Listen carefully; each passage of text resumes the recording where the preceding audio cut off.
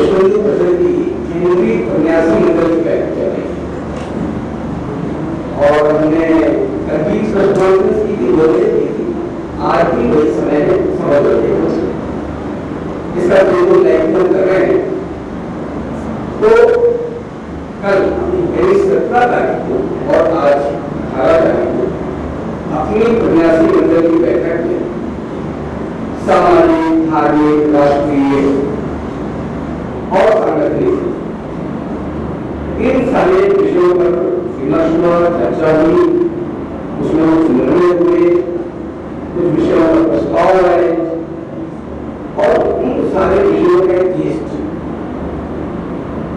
आप लोगों के सामने रखा जाए कि अपनी बैठक में क्या हुआ। किसी को हमारे हमारे माननीय कार्याध्यक्ष श्रीमान आलोक कुमार जी, हम सब लोग परिचित हैं, हमारे बेटे हैं, एक बच्चे आप लोग जानते हैं, वो भी हमारे पास मंच में हरियाणा क्रांति के अध्यक्ष वैष्णव परिषद की माननीय श्री रमेश गुप्ता जी और हमारे यहाँ केंद्रीय कोषाध्यक्ष की हमें माननीय कार्याध्यक्ष श्रीमान आलोक जी से ये रकम की आज स्वागत वार्ता को संबोधित करें और अब तक के हुए सारे में उनकी जानकारी इसको। अभी देश ने कोरोना की दूसरी लहर झेली है और इसका जो 1 हफ्ता 10 दिन का समय था पूरे देश के लिए कष्टकर हुआ। अस्पताल में कमरा नहीं था, गैस ऑक्सीजन नहीं मिल रही थी, वेंटिलेटर नहीं थी। हम सब लोगों ने संकल्प लिया है कि पूरा समाज मिलकर कोरोना की तीसरी लहर से लड़ने की पूरी तैयारी करेगा। भारत के 1 लाख से ज्यादा गांव, 1 लाख से ज्यादा गांव, सारी सेवा बस्तियों और महिलाओं के ग्रुप्स इन सब के पास जाएंगे। एक अच्छा पावर पॉइंट प्रेजेंटेशन है जिसमें लिखा है कि कोरोना से बचाव के लिए क्या खाना चाहिए, आसन और प्राणायाम कौन सा करना चाहिए, आहार विहार कैसा रहना चाहिए, सावधानियां कौन सी है।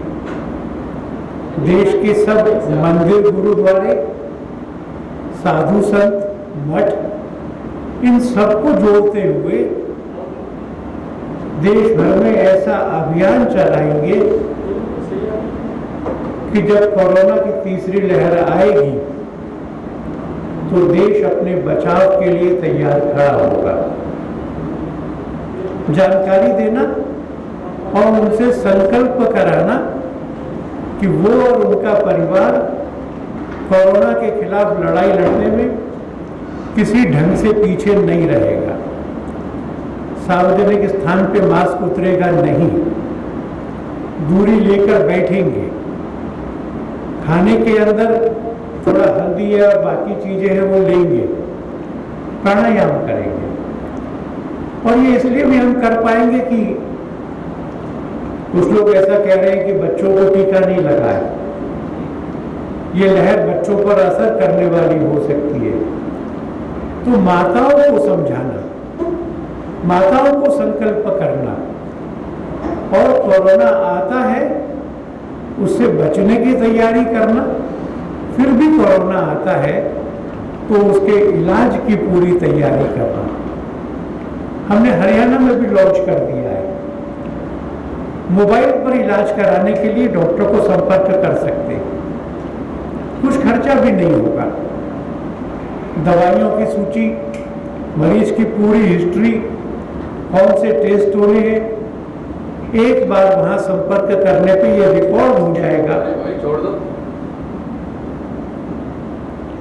और आगे दूसरी बार अगर मरीज फोन करता है तो डॉक्टर के पास में पुराना रिकॉर्ड भी होगा।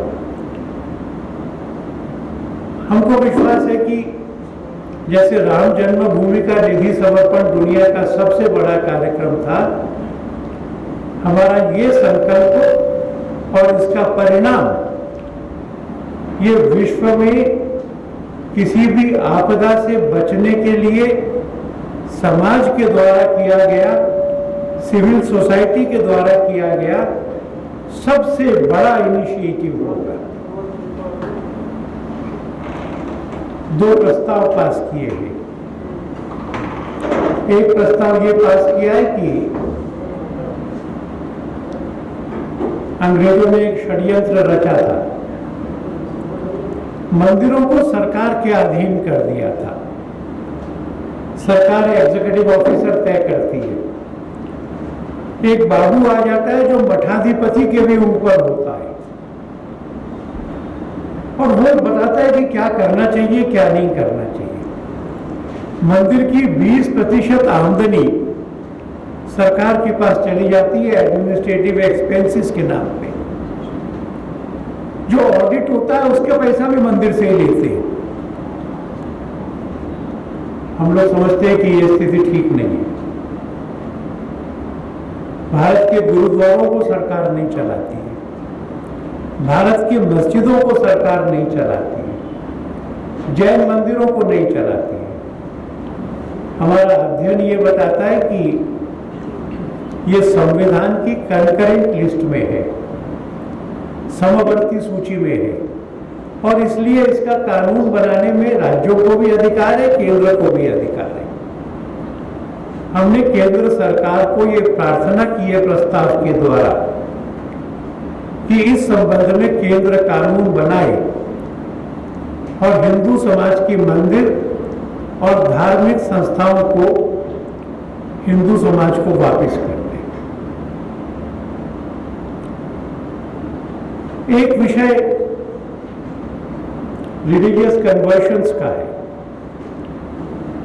और लव जिहाद का है। मुझे संतोष हुआ था निकिता की हत्या के बाद में हमने सरकार को ये कहा था कि 15 दिन में जांच पूरी करके मुकदमा दायर करो और फास्ट ट्रैक में ले जाकर के 3 महीने में फैसला होना चाहिए, दंड मिलना चाहिए।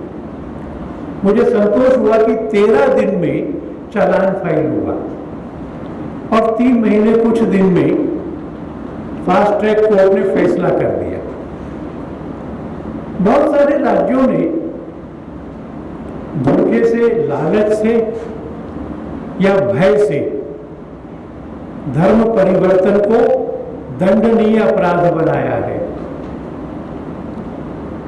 बहुत सारे राज्यों ने नहीं बनाया है। समस्या पूरे देश की है। केवल एक ही संस्था ऐसी थी जिसने 24-25 राज्यों में नेटवर्क फैलाया और जो बच्चे मूक हैं, बधिर हैं, बोल नहीं सकते, सुन नहीं सकते, उनको भी कन्वर्ट किया। तो जो पूरे देश की समस्या है उसको पूरे देश की संसद ने सुलझाना चाहिए।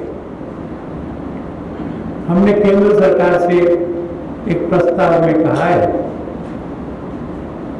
कि रिलीजियस कन्वर्शंस जो भय से, लालच से या धोखे से होते, इन पर प्रतिबंध लगाए, इनको दंडनीय अपराध घोषित करें और जहां पर धोखे से अपना धर्म छुपा कर शादी के लिए लड़की को तैयार किया जाता है उसको भी दंडनीय अपराध घोषित करें।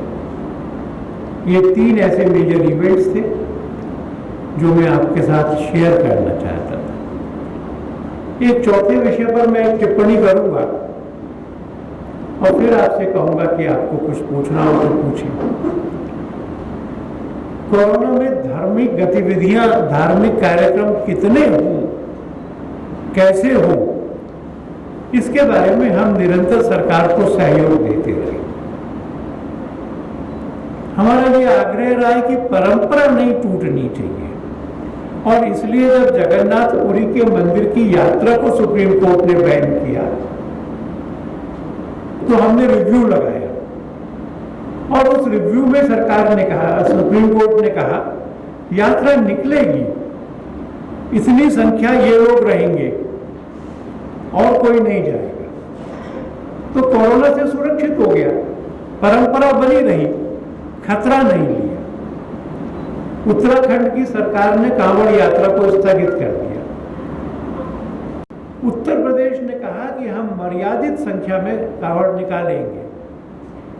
सुप्रीम कोर्ट ने इसका स्वतः संज्ञान लिया और सुप्रीम कोर्ट की बात को समझते हुए उत्तर प्रदेश ने कहा कि हाँ, हम मानते हैं कि जीवन का अधिकार बड़ा होता है, और कांवड़ यात्रा को स्थगित कर दिया।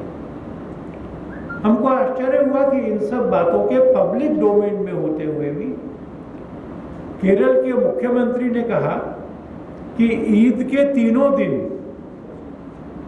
कोई प्रतिबंध नहीं रहेगा, मॉल्स खोलेंगे, थिएटर्स खोलेंगे, बाजार खोलेंगे। ये पब्लिक हेल्थ के लिए एक बड़ा चैलेंज होगा।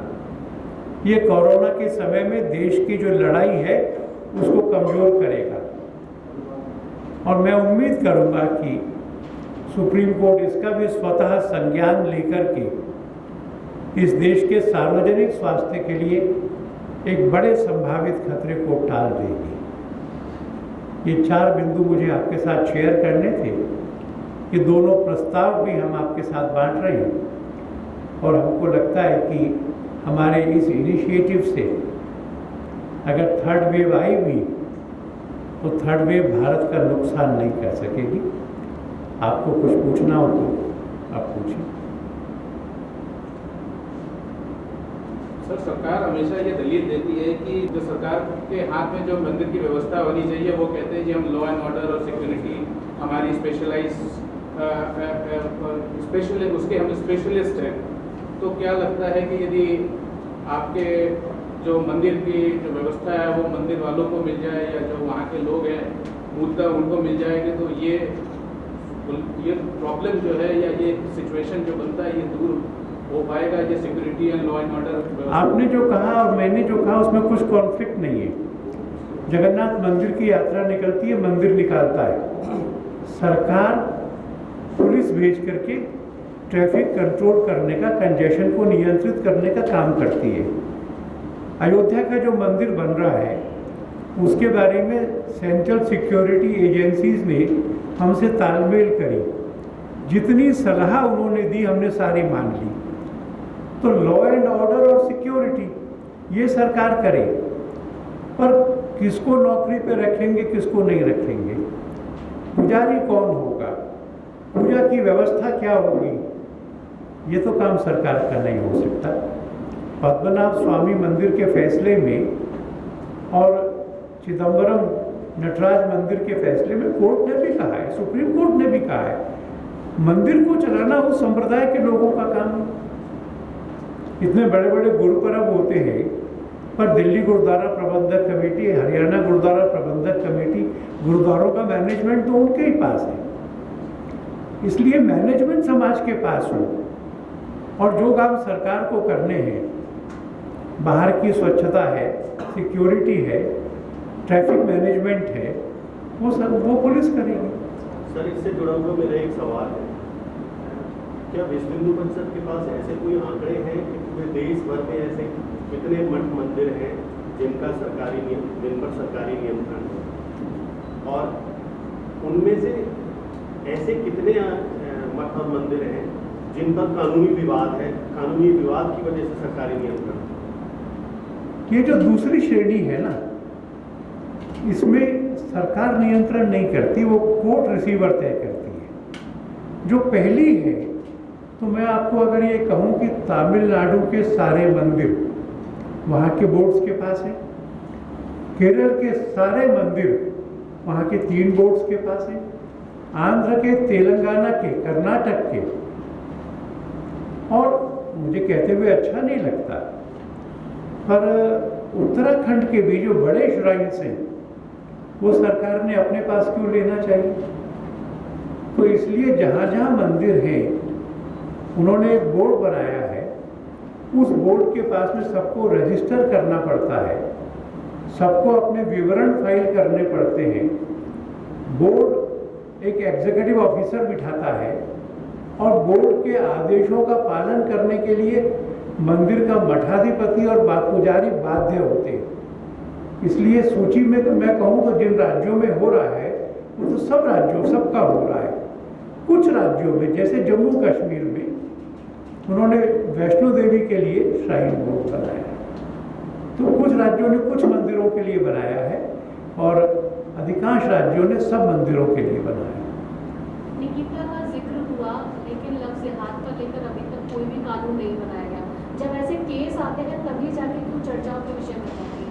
देश में 11 राज्यों ने ये कानून बनाया है। हरियाणा अभी तक भी इस पे चर्चा नहीं कर रहा है। तो हमारे को आपको दोनों को इससे नाराजगी होनी चाहिए। बिल्कुल जी, तो आप लोगों का क्या इसमें योगदान है? हम मुख्यमंत्री से दोबारा कहेंगे कि वो अपने कर्तव्य का पालन करें। आप कल की प्रेस कॉन्फ्रेंस में रही होंगी तो हमने मेवात के बारे में भी बिना लाग लपेट के कहा है, और इस कानून के बारे में भी हमने मुख्यमंत्री से, हमने सरकार से कहा था। हमें उम्मीद थी कि वो बनाएंगे। हम दोबारा भी उनसे कहेंगे कि इसमें देर ना करें, जल्दी से जल्दी बनाएंगे। सर कन्वर्जन के विषय में एक और चर्चा सुनने में आई थी शुरुआत में जब ये मीटिंग शुरू हुई थी कि जो लोग रिलीजियस कन्वर्जन करवाते हैं स्वीकृति से, क्योंकि उन्हें एक लालच दिया जाता है और वो किसी कारणवश कन्वर्जन कराते हैं, तो ऐसा भी क्या कोई चर्चा हुई है कि उनकी जो सरकारी सुविधाएं जो उनको मिलती हैं इसकी एवज में उनको खत्म किया जाए या उसको बंद करने का कोई?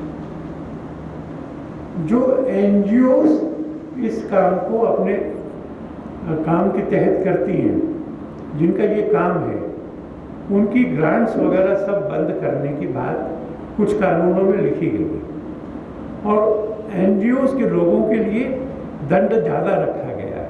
उत्तर प्रदेश में भी रखा गया है। सर एक सवाल, एक कुछ प्रश्न ऑनलाइन आ रहे हैं सीधे सीधे, उनको भी सम्मिलित कर लेते हैं। नहीं वो लोग सोचेंगे कि हमें तो नज़रअंदाज कर रहे हैं। माइक बंद है। हिंदुस्तान से एक अशोक शर्मा जी हैं पत्रकार, उन्होंने कुछ प्रश्न किए, हम उनके प्रश्न ले लेते हैं। विश्व हिंदू परिषद का जनसंख्या नियंत्रण कानून को लेकर क्या अभिप्राय है? हमने उत्तर प्रदेश लॉ कमीशन में एक फॉर्मल सजेशन लॉन्च किया है। हमने मुख्यमंत्री जी को कहा है कि 2 बच्चों वाला जो नॉर्म है हम इससे सहमत हैं, पर उस एक्ट में ये भी लिखा, उस बिल में ये भी लिखा गया है कि अगर कोई परिवार 1 बच्चे के बाद में जनसंख्या नियंत्रण के उपाय अपना लेगा उसको बहुत इंसेंटिव्स मिलेंगे, और अगर वो गरीबी रेखा के नीचे का परिवार है तो बाकी सब इंसेंटिव्स के साथ में 80,000 रुपये मिलेंगे लड़का होने पे, लड़की होने पर 1 लाख मिलेंगे। हमने ये कहा है कि जनसंख्या स्थिर रखने के लिए एक दंपत्ति का औसत 2.1 बच्चा होना चाहिए, तो 2 पति पत्नी 2, उनके रिप्लेसमेंट के लिए 2। अगर 2 बच्चे रहेंगे तो जनसंख्या स्थिर रहेगी, अगर 1 बच्चा रहेगा तो जनसंख्या घटनी शुरू हो जाती है, कम होनी शुरू हो जाती है। और इसलिए हमने उन्हें कहा कि 1 बच्चे वाला नियम मत रखिए। हमने ये भी कहा है उन्हें कि कुछ लोग तो मानते हैं कि जनसंख्या करनी चाहिए और एक धर्म के लोग नहीं मानते। आसाम के अंदर हिंदुओं की जनसंख्या वृद्धि की जो दर है, टोटल फर्टिलिटी रेट, ये 2.1 से कम है, और मुसलमानों का जो टोटल फर्टिलिटी रेट सरकार के आंकड़ों के हिसाब से है वो 3.16 है।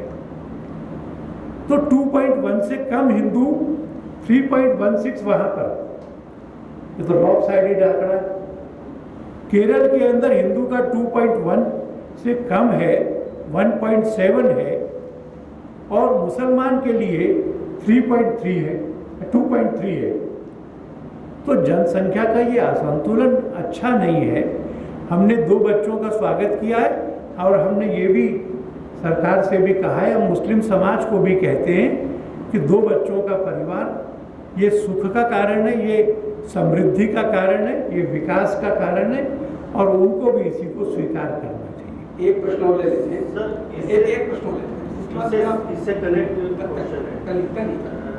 आप आलोक जी कार्याध्यक्ष होने के नाते से अलग सुप्रीम कोर्ट के वरिष्ठ वकील हैं। ये जो आंकड़ों से आप बात समझाते हैं, तो जो आम विश्व हिंदू परिषद से जुड़े हुए या आस्थावान लोग हैं हिंदू समाज के, वो ये कहते हैं कि उनकी तो बात विश्व हिंदू परिषद कर ही नहीं रही है। जो दूसरे धर्म के लोग हैं, जो 10-10, 11-11 बच्चे, 4-4 पत्नियां रखते हैं, उनकी बात तो इसमें दब जाती है। हम जब 1 और 2 बच्चों की बात करते हैं, तो केवल वो हिंदू समाज के केवल आंकड़ों की बात हो जाती है। मैंने दबाई नहीं है, मैंने तो खुल के बताया है कि 2.1 से हिंदू कम है, 3.16 मुसलमान की है। और इसलिए भी मुसलमान भी जनसंख्या वाले विषयों को अपनाएं, इसके प्रयत्न की जरूरत है। वो क्या समान नागरिक संहिता के अंतर्गत आता है क्या? ये बच्चों वाला विषय अलग है। समान नागरिक संहिता के बारे में एक मजेदार बात बताता हूँ। जब किसी संविधान सभा में इसका विरोध हुआ तो डॉक्टर अंबेडकर ने कहा कि इस देश का क्रिमिनल लॉ तो एक समान है। आप बलात्कारी को आधा जमीन पे गाड़ के पत्थर मार के उसकी हत्या नहीं करते, जबकि शरिया में लिखा हुआ है, एविडेंस एक्ट में उनके लिखा हुआ है कि 2 महिलाओं की गवाही 1 पुरुष के बराबर होगी। अंबेडकर ने कहा evidence act, transfer of property act, land के लॉज, क्रिमिनल लॉज, ये हिंदू मुसलमान में एक है, तो केवल सिविल कोड एक क्यों नहीं होना चाहिए? वो विषय ऐसा है जिसमें संविधान ने आदेश दिया है, डायरेक्टिव प्रिंसिपल्स ने। सुप्रीम कोर्ट के लगातार 2 वर्ष 4 वर्ष के अंतर से 6 फैसले आए हैं और अभी दिल्ली हाई कोर्ट ने भी कहा है। ये बात ठीक है कि यूनिफॉर्म सिविल कोड पूरे देश के हित में होगा। आप इधर से कोई कहें? एक प्रश्न और ऑनलाइन ले लेते हैं।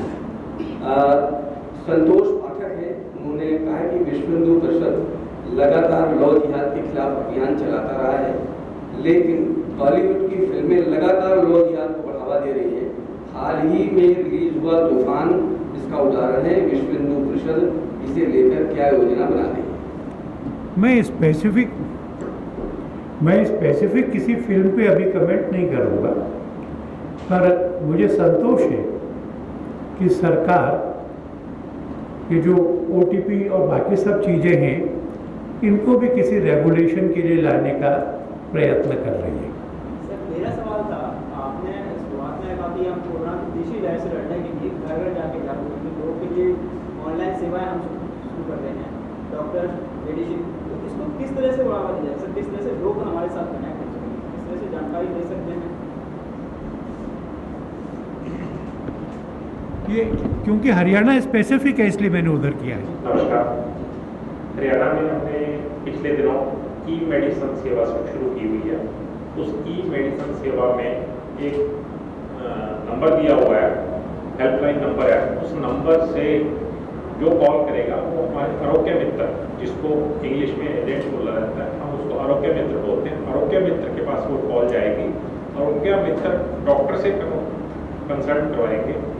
डॉक्टर उनको क्या क्या जानकारी, डॉक्टरों से लेके पेशेंट से जानकारी लेकर के उसके बाद उनकी पूरी प्रिस्क्रिप्शन बना रख के और क्या क्या टेस्ट करवाने हैं वो करवा के उनको व्हाट्सएप करेंगे।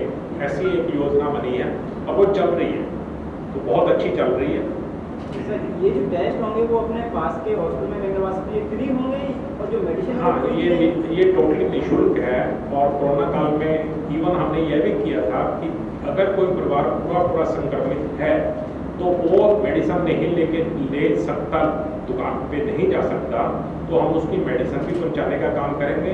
अगर पूरा परिवार संक्रमित है, खाना भी नहीं बना सकता, तो हम उसका खाना भी पहुंचाएंगे। ऐसी एक योजना बनी हुई है। टेस्ट फ्री होंगे और चल भी रही है। हाँ, टेस्ट भी होंगे, फ्री होंगे। हाँ, टेस्ट भी फ्री होंगे। टोल फ्री नंबर क्या था? टोल फ्री नंबर दिया हुआ, मैं आपको भेज दूँ। क्वेश्चन तो पूरा नहीं हुआ,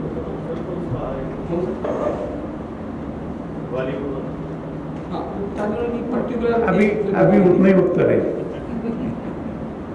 आरोप जी, जो सरकार चला रही है कि जनसंख्या नियंत्रण के लिए लालच दे रही है, काम कोई बच्चा हुआ नहीं करेंगे।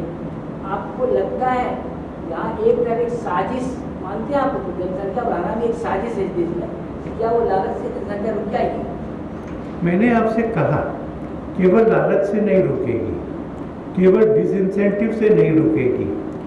जैसा उत्तर प्रदेश के मुख्यमंत्री, जैसे आसाम के मुख्यमंत्री ने अपने यहाँ के मुस्लिम नेतृत्व से बात की है, तो मुस्लिम नेतृत्व से बात करके उनको ये समझाना जरूरी है कि तुम अपनी महिलाओं के प्रति भी अन्याय करते हो, अपने बच्चों के प्रति भी अन्याय करते हो।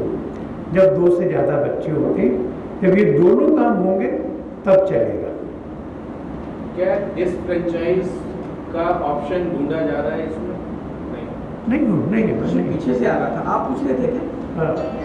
Late me make it clear, disenfranchisement का कहीं जिक्र नहीं है। We are not, this is not even being considered. इतना है जितना आपके हरियाणा में कानून बना था और सुप्रीम कोर्ट ने अपहोल्ड किया था कि अगर तीसरा बच्चा होता है तो चुनाव नहीं लड़ सकते।